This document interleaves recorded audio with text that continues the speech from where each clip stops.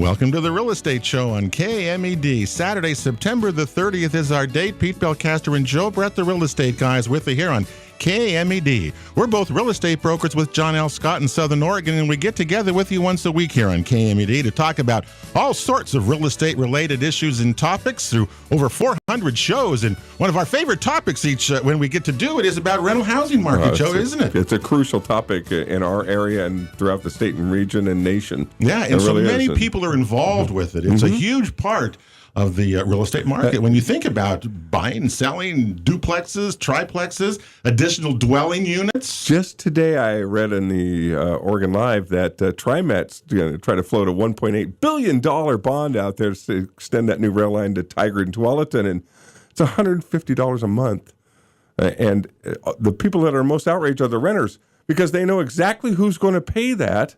It's not going to be the landowners, the landlords. It's going to be the renters. It's going to be passed on. And it's on top of the arts tax and the others that have already been put on the books. Welcome to modern politics today. It's pricing people really out of housing. Well, and just with the unintended consequences of trying to do these other nice things. All right. Well, thank you on that wonderful note to start the show today. $1.8 billion. Hillary, Ruif and Tammy Scott are with us today from Sterling West Property Management. Hillary's been here before. Nice to see you. How you doing? I'm doing well. Thanks for having us back, guys. Now, it's just curious, the rental market, is this as crazy as we think it is? Tell me. I mean, what do you think? You deal with it every day. It's totally nuts. Yeah, I mean, things have slowed a little bit since school started in September. It's kind of an ebb and flow, just, like the real estate market. But yeah, I mean, we've been busy and we continue to be busy throughout the year. Tammy Scott's with you too. Tammy, you moved back to the Valley, right? You used to be in real estate, or tell me what that story was. I was actually up in Eugene for about 7 years, but yeah, I was actually in John L. Scott's prior commercial division before that. So yeah, so you're back home then. Back home. And did you? Okay, just tell you moved back here. Did you have a difficult time finding housing? I'm always curious about people, whether they rent, own or whatever. But tell us your story. Yep, coming back, we needed a 4-bedroom house, which is something that's a rarity for the rental market, especially in an affordable one. We've got kids in high school. Everything costs money. So, did you have a difficult time finding a place? Absolutely.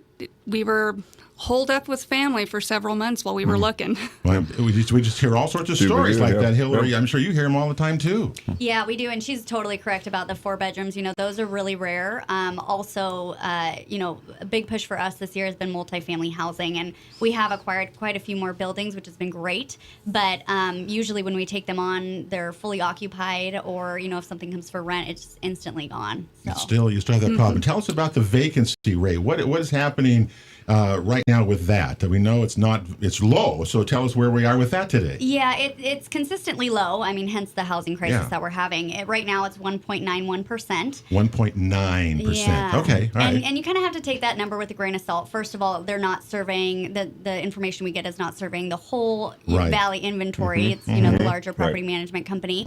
And then also, my personal belief is that this number really is mostly kind of turnover periods, that kind of thing, because things rent so fast that, yes, there is a period of time when something is vacant, but that doesn't necessarily mean it's available. True. There's a difference there, isn't there? Right. And are you still lined up? I mean, when you were here last time, you and Danielle Roberts, you guys said people were lined up literally in your offices trying to fill out things. People were just, really desperate in so many situations.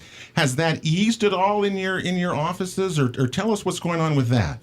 Yeah, well, the summer is definitely the lowest of the low point for, people looking for housing, because there's more people looking.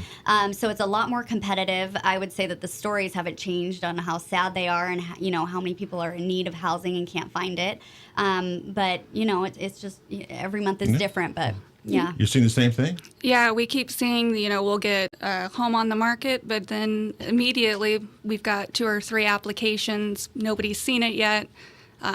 So yeah, we're getting applications continuously. And tell us about what is happening with rents. I mean, I ask people, Joe, we get people, clients who say, well, what do you think this would rent for? What do you think this house would rent for? Boy, I think I was pretty good at it a while ago, but now I'm not even sure, because it seems like rents have gone up. Oh, yeah. What's your experience with that? Yeah, rents are consistently going up, which is great on one hand, and on the other hand, it's a little scary it's a for good some. For investors and property owners, it's wonderful. Sure. They've got expenses that they need to cover every year that are going up, and that I think it's ignored sometimes.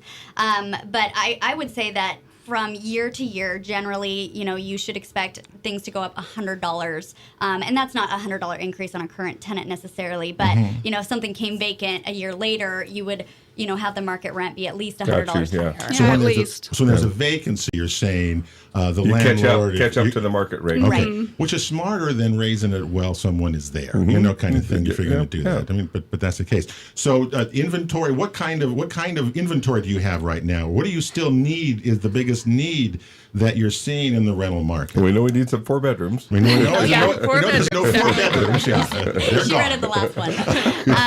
Well, no more. Yeah, I mean, we have such a range in our portfolio. We have, stuff in West Medford. We have stuff in Ashland, Eagle River. Point. Yeah, Rogue River, all over the valley, single family homes, multifamily, just anything you can think of we have.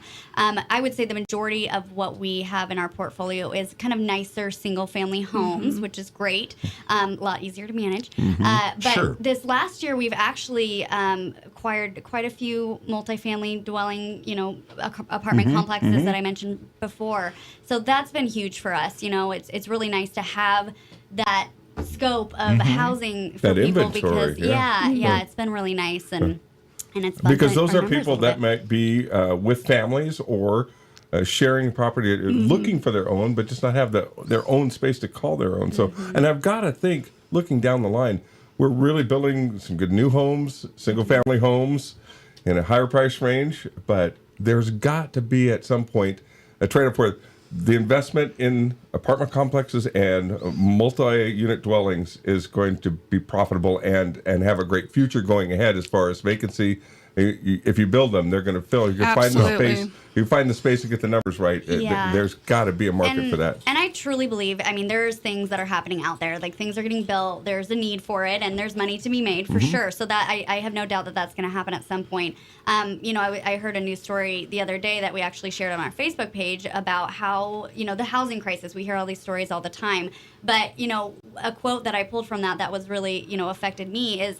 It was a gal from the housing authority, and she said, "This is a supply and demand issue. Like this is what the problem is. There is not enough housing, Not enough affordable housing. Affordable housing. There's a Affordable difference. housing. Exactly. Because they're building big houses up here in East Medford that are, unaffordable to most of us, and down otherwwheres and the other types of housing. People My building question houses. is, I'm wondering. We need those houses that they're building. I know that, but also, why is it so difficult to get an additional dwelling unit put onto a place? I go back to the tiny houses again. Why can't we have some of those? We They're have built to to code. open our minds a little It bit. would make those it. options. It would relieve some of these pressures, Good point. especially for people singles or just a couple, just to have something that's nice, but they don't need big places. That's the problem. Not everyone needs a 3-bedroom, 2-bath house, 1,500 square feet. Right. That's kind of thing. So that's what we're lacking is the alternative kinds of things. And local government puts up roadblocks all the way through it. That's what bugs me out of it. That could be a game breaker. Yeah, it can be. Okay, ladies, we're talking, by the way, with Hillary Ruif and Tammy Scott from Sterling West Property Management today on the Real Estate Show about the rental housing market. I'm curious as to what's happening in the rental market regarding cannabis. Everybody laughs when they bring that word up, isn't it? Tell me what's going on with that. Is that an issue, Tammy, with cannabis in rental properties? Well, we don't allow it. So, Period. It protects the property. It's one of those things that they made a decision from the very beginning once it started to become a very popular thing here in the Valley. So, we just don't allow growing, manufacturing, delivering. It just saves a lot of hassle in the long run. Well, didn't you make that easy for your owners? Yeah. And if you haven't had any problems with that. Do some rentals, I guess, some rentals would allow that? Yeah, and I think it depends on the type of property too. Of course somebody can grow a certain amount, at their house, but and that's an issue, and we definitely don't allow that. But the people that are out there they're seeking big swaths of land to grow, have marijuana grow operations, there's a huge market for that. And I'm sure that there's a lot of people that, are doing that. A lot of owners themselves are, because that's where the money is for it. Do you remember not long ago there were homes, that had been growing and they had ruined these homes, by venting up into the attics and the molds and the kinds of things. Do you remember all those things that were there? Neighbors' electricity Taking and electricity. water. We've seen it. You've seen that too, yeah. haven't you? Yep. Yeah. Well, I hope that's gone. I mean, I hope that we're not going to see that anymore in the future. You think? Yeah, it was probably more of a black market thing before There's always that one. legalization and accessibility had changed in, All right. in the landscape. What advice do you ladies give to people who are looking to rent, with this kind of a supply and demand as you talk about? What should they do to try to get in if they're looking? What's your advice to them when they come and talk to you? Because I know it's frustrating for both of you at times of talking with people. Yeah, well, it's really essential to understand the process here in the Valley and ensure that it's very unique.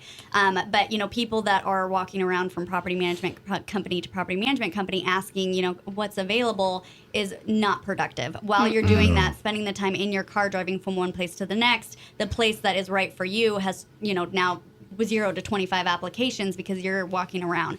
Everything is online. Everything is online. Really? Yeah, So applications, everything. The whole Don't even- process.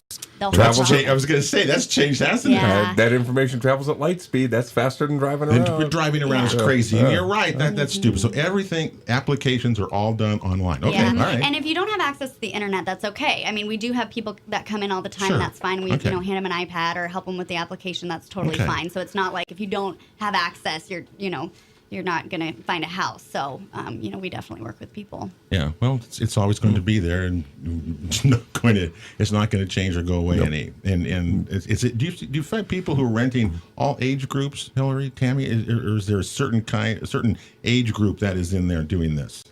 And Tammy can comment too, but I would say the most of the people that rent the properties that we have in our inventory are, families, I would say. Families. Yeah, Families I would looking say that's for the property. majority. Yeah. Mhm. Okay, so that tells me that seniors and younger people maybe looking are not kind of going to that direction. They're going into the apartments, aren't they? Yeah. More so than trying to maybe rent homes or things like that. It's You probably, run it's probably apartments. harder for a conglomerate of students to get a rental in the competition and the competitiveness of the market if you're up against a family with a stable job and it's just, Well, it's just- we don't really get to choose due to fair housing, Yeah. which You is don't good. get that, So yeah. if the students are there first and they qualify, then so be it. If the family does, so it's like a rat race to the is, yep. whoever Yeah. gets their application first. Really, The interesting part about property management to me is that both of you, Tammy and Hillary, when a property manager not only has the landlord as their boss who pays them, but they also have that responsibility Right. to the renter on the other side. You've got both sides. Exactly. And you have to balance that out. How you do that is really remarkable to me because I find it very difficult. But you guys do that pretty well. yeah, that is the most hardest and most rewarding part of property management. Already the relationship between landlord and tenant is very conflicted. Obviously, we Yeah. all know that. So right off the bat, one or the other thinks that the other's trying out to get them. But it is really, it's nice to be able to make the tenant understand, the owner wants to provide you with a nice home. If you weren't here, then, they wouldn't be able to have this investment property. Owner, this tenant just wants a nice, place to live. They respect your property, that kind of thing. So it's not as, there shouldn't be so much tension, especially when you have a great property manager. But And are And people- nice properties Yeah. and good screening techniques for tenants, so we'd have less problems. Are tenants staying longer in properties right now, would you say? Or they still move around a lot? There's Ooh. always an ebb and a flow. There's a fluctuation depending on the job market and things going on in the area as well. So All right. there's not an average, I wouldn't say. See, nothing's ever, everything's different for everybody. Each Yeah. person is different. Each house is different. Each rent is different. So there's no one size fit all approach, is there? Anyway, we got a break coming up here, but when we come back, we're going to talk to you about what Joe, what do you do? How many times do we come across as agents where you're listing the house and you have a tenant in the house? And you have a property management doing that. How do you deal with that? What are the proper ways, both for the tenant and the seller, to deal with that kind of situation. We're going to get their comments about that. That's why we want a good property management company. Believe me, if we ever do that in our life, actually get a rental, I wouldn't do it. There's no way. I learned that over the years. I would call Hillary and say, okay, you come and do it, because I don't know the rules. And I don't want to know the rules relating to tenants, right? I mean, you guys know the rules. Yeah, and there's a lot of rules. And they change. It's easy to mess up, I'll tell you that. And many times we've learned is that the tenants know the rules. And if you as a landlord don't know the rules, you're stupid. You're going to get it, right? And it's not a level playing field. No, not at all. Yeah, and look what the legislature went through. And you two are also, I know, doing a class for realtors on evictions, right? We're going to talk about that, too, after our break here. But evictions is also a thing that we went through. Look what the state went through over no-cause eviction legislation. Right, yeah. And I don't know how it's affected, if it even affected anything in what you do, because it may not have. You know, that's the thing. These things, they debate, we talk about them. Does it change anything? That's a recurring theme from upstate.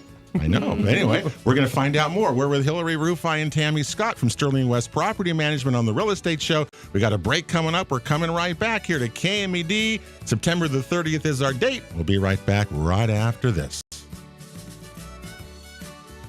The Real Estate Show rolls on KMED. September the 30th is our date. Pete Belcastro and Joe Brett, the real estate guys, in the house with you today here at KMED. September the 30th. Wow, end of the month already. Already October coming up. It's amazing how 2017 has flown by. Man, it's just like 3 months left. Air is beautiful. The weather's changed here, but this week has been beautiful. Typical of fall, right? I love it. As we get older, it feels like that clock's running a little faster. Oh, man, I'll tell you. But still, I love it. This is my favorite time of the year, is fall. No question about that. Hillary, Ruif and Tammy Scott from Sterling West Property Management are with us today on the Real Estate Show. By the way, you can check out any of our past shows at realestateshoworegon.com. They're all there to view, and there's some terrific shows there. So we got some... Hope you go do that. Good information. Right? Good, lots of good information out there as well. Okay, we're back here to the rental housing market, and I asked. I'm just curious, Hillary and Tammy, who are the people that apply? I mean, you deal with? You say this is an industry and property rental property, but it's interesting. You say of who are the people that actually come and apply. You talk to and tell us that. Well, we get people from all walks of life that we, pretty much anybody that is looking for a home, whether old, young, we get them all. Yeah. But it is mostly families that apply, and it's the ladies of the house that are generally doing all the work, right? Well, of course. Yeah, and the guys are not there.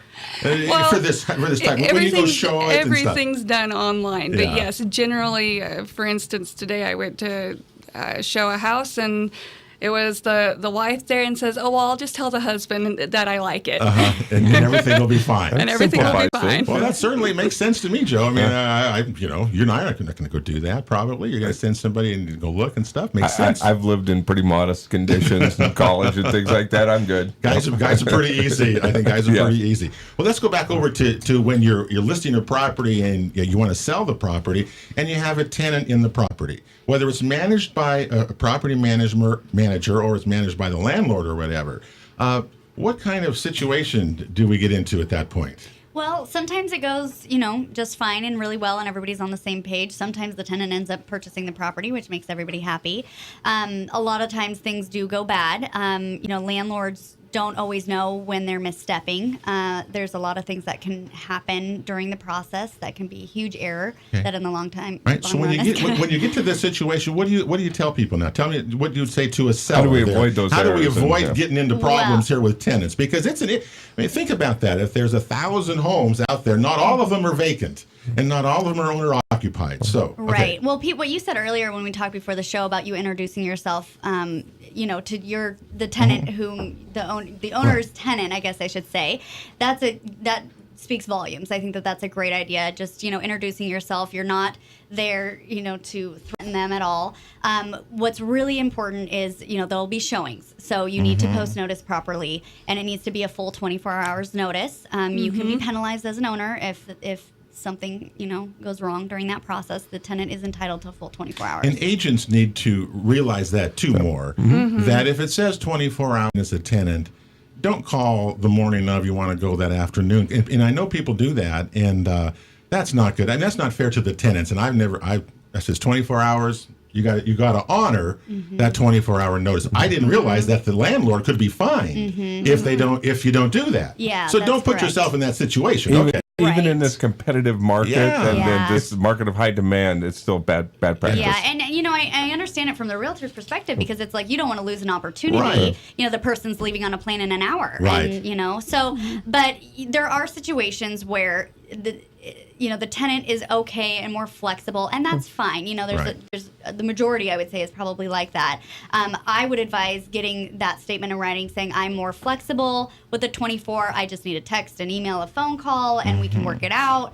I would definitely get that in writing if you can, but there's always a little flexibility Now, there. one of the things that I've always done when I've had a listing and a tenant is that I want agents to call me and not the tenant and set up appointments. Is that a smart way to do that? I've done that all the time. It depends on the situation, and I think that can help a lot. I think from a tenant's perspective, they all of a sudden they feel very vulnerable because they're going to lose their house or they don't know what the future holds. Yeah, it can be stressful for them. Oh, and absolutely. to have a stranger reach out every hour, somebody different on the phone. That's why I agree. That was my experience, Yeah. and it was not fun. Yeah, so I like it when I'll call you. I tell the tenant I will be the one who calls you and That's sets very up nice. times, and that seems to work pretty well. And in the long run, and I'm sure you know better than I, but that is such a good way to go to make the transaction go smoothly at that point. Oh my gosh. I mean, the whole thing could fall apart if the tenant starts to get a little squirmy. Now, isn't there's part of the rules where if a person has they've rented a property for, I believe, over a year,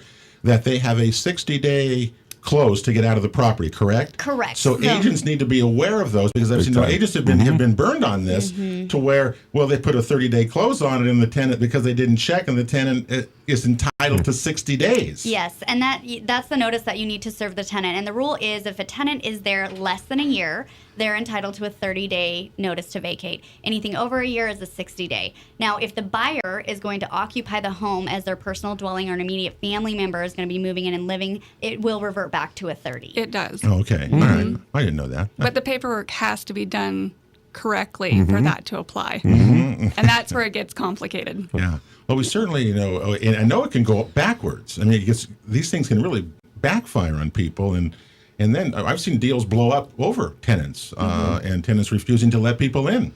There can be all sorts of problems, and you want to avoid them at all costs. Does it matter if you're managing it for me as a Sterling West or I'm doing it myself in this type of situation? What do you think about that? I think it's always wise to have a property manager, across the board because, again, there's so many things that you could do as an owner where you don't mean to cause harm, but it is breaking the law. And the playing field is not level. The tenants have a huge advantage with tenant-landlord law, and they know so much more these days. And There's a lot of resources available for them to look up on the internet. It's a wealth of sometimes inaccurate, but there's a lot of tenants quote the law all the time to us. They quote the law to you. yes. They know that. See, they know their rights. If it's the rental property you and I invest in together, I'm going to insist on a property management company. Smart choice. Oh, Smart yeah, I'm choice. learning. I'm with you 100% there. I would no way I would do it myself. Well, even if I owned a home, I wouldn't. And it's funny because it seems like, years ago you would say, well, I want a property manager because I don't want to get that call in the middle of the night. And that was kind of the extent of it, or I don't want to mess around with the showings. But now it's like if you don't have a property manager and you misstep legally, you can potentially lose your property. Yeah. So, things have become very extreme because of the housing crisis and, the political environment. I mean, everything contributes to it. So Very true. It's to protect yourself now, protect your investment more so than just getting that call in the night. Good Exactly. point. Okay, so that leads me to another topic with you, which is about evictions. And now you two are creating a class, right, that you're going to be presenting to real estate brokers and others about evictions. Well, it'll be about evictions and tenants in transactions. The whole thing. Okay. The whole thing. All right. Tell us about that part of that scenario, the eviction portion of that. Well, it's not fun. No, for anyone I wouldn't involved. think it would be the hardest thing in the world to how do. much time do But you there have? is the laws are so complex and they change continuously. There's always things being added and changed to streamline it, but for us, it makes it harder. You have to have dates perfect, times perfect, how you post, how you deliver, if you're an owner and you think, well, my tenant is gone, they've abandoned the property, I'm going to go change the locks. Well, you just broke a big law and you can get in a lot of trouble. So it's just knowing all these, processes, what paperwork has to happen at what time, who has to serve it. It's an expensive process. And it's a long process. And it's a long process. It and can the clock be. runs on the servings and the time frames. I mean, that's all predicated on a very specific procedure. Yes, It can be up to is. 2 months that, you have to expect you might not get rent for 2 months if you're evicting a tenant. So, it can be a stressful situation for Tell me owners, some of the tenants, scenarios everyone. you've had with that. Have you had any scenarios with that? I had one. I heard an agent tell me that they had a very difficult time with a tenant on a property, and they had to evict them because the seller couldn't sell it. Because of it. So they held up the sale. We got a break coming up here, so hold the thought there, Tammy, and we'll get back with you on that because I'm curious as to what your answer is going to be. The rental housing market is such a fascinating topic. Anyway, we're with Hillary Rufi and Tammy Scott from Sterling West Property Management. We're coming right back. Final segment on the Real Estate Show. It's the 30th of September. Hope you have a great weekend. We're coming right back after this. The Real Estate Show continues here on KMED, September the 30th. Pete Belcastro with you here at KMED today. Hope you're having a terrific weekend. Have something enjoyable go on for you. Of course, you can check out any of our past shows at realestateshowOregon.com. We're back next week. Got a John L. Scott Market Watch show for you. 2 weeks from today, the Rogue Valley Association of Realtors will be back with another course. We're getting into the fall, it's coming up in another month or so. It's going to be, guess what? Property tax time. Those will be mailed out to everybody, and we're going to get the assessor, Dave Aerosmith, to come back with us, and we'll see what's going to go on with that. That's my favorite time of the year is when that property tax comes in the mail. I look at my 3% creep and just cringe and, pay it and go on. Anyway, today here in the Real Estate Show, Hillary Rufi and Tammy Scott from Sterling West Property Management are here with us talking about the rental market. We left before that last break, we were talking about evictions, and I know you guys are going to be teaching a class on this thing. It's probably the hardest part of all of real estate. All of real estate. You're buying, selling, whatever, investing, whatever. Evictions have got to be the hardest part of the whole thing. They are. They're complicated. Some of them are easy, but you get those ones that really put you to the test. And talking about having to be very careful about the paperwork, it comes down to if you don't know, you can lose in court if you've put the wrong date. I was talking about doing a lockout. We had a property that we couldn't get a hold of tenants. They said, we're going to be out on this day, but we never got keys back. We went over just to check on the property, do a drive-by. The door was open, found that there had been dogs left in there. Oh, dear. It was a bad situation. Power had been shut off. In order to protect the property, a maintenance guy went in and he changed the locks to protect it.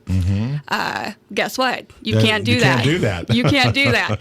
And so it turned out as we went through the process and in court, the tenants know the laws. And again, it set us back months having to go through, and the burden of proof is on us. Burden of proof is on you. Yes. So having to prove that the property was in danger by not doing that. Luckily, everything worked out in the end, but it's really one of those things that it can add extreme stress to the situation that's already stressful. And cost somebody money, too, I would assume like that. Wow. Well, hopefully, that doesn't happen often, does it? It was a long time ago, but, but it's still out there. It still happens. It still happens all the time. Because we have thousands and thousands of rental properties. Even one day off on a paperwork, and that gets thrown out. Yeah. So, what do you think is going to happen in the future with all this, Hillary? Tenants seem to be, I don't know, they're pretty smart today because there's just so much more information out there, and a lot of this stems out of the Portland area where I know they have lots more problems, I think, than we do here, obviously. But tell me what's going on with that. Yeah, and back to, again, it is really not a level playing field. And when you are not involved as being an owner or a tenant, and you look at the situation in the housing crisis and your perspective on it is that, yeah, the tenant is the little guy.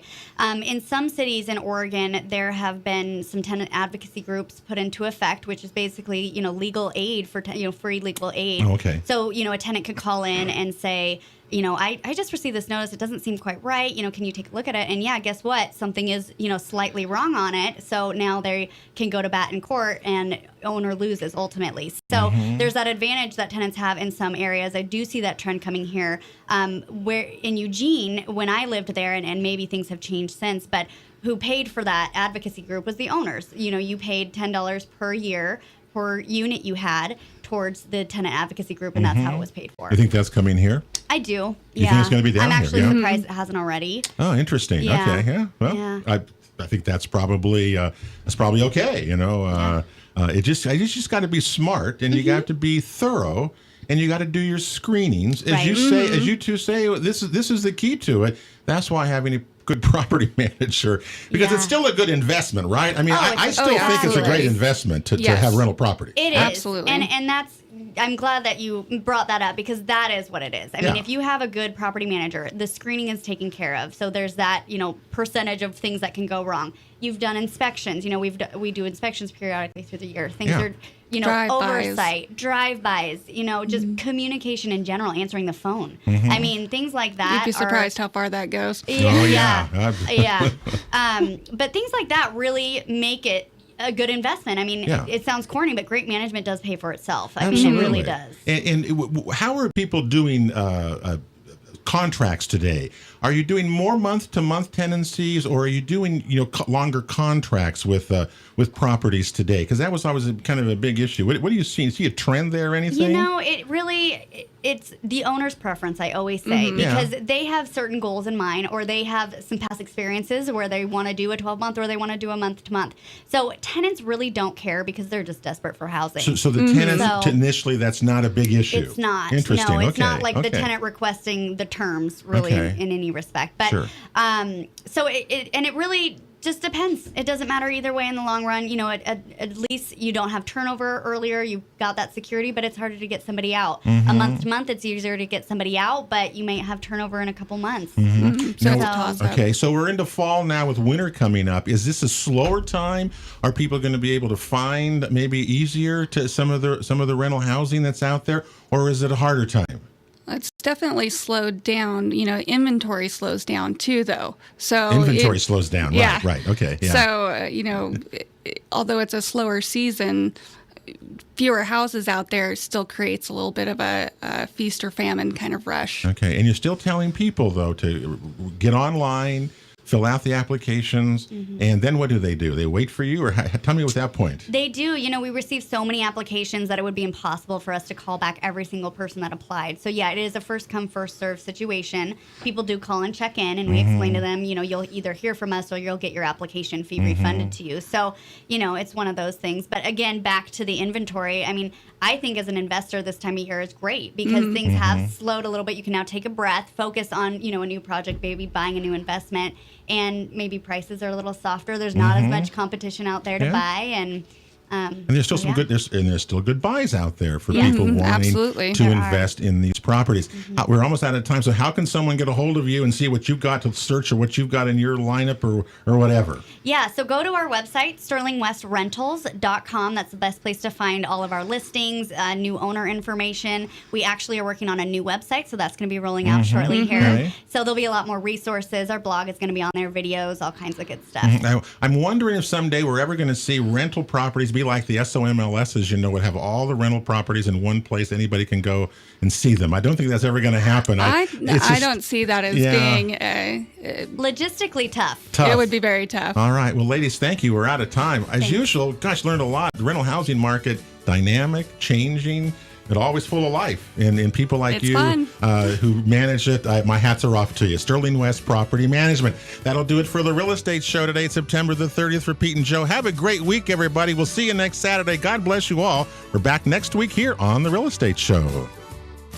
You've been listening to The Real Estate Show on KMED Radio, presented by the Rogue Valley Association of Realtors, along with John L. Scott Real Estate of Southern Oregon and Bank 34 Mortgage. For guest contact information, download our free app, or to watch a past show, visit us online at realestateshoworegon.com. This show is produced by Table Rock Productions. Join us again next weekend for Southern Oregon's one and only Real Estate Show on KMED. And thank you for making the Real Estate Show part of your weekend.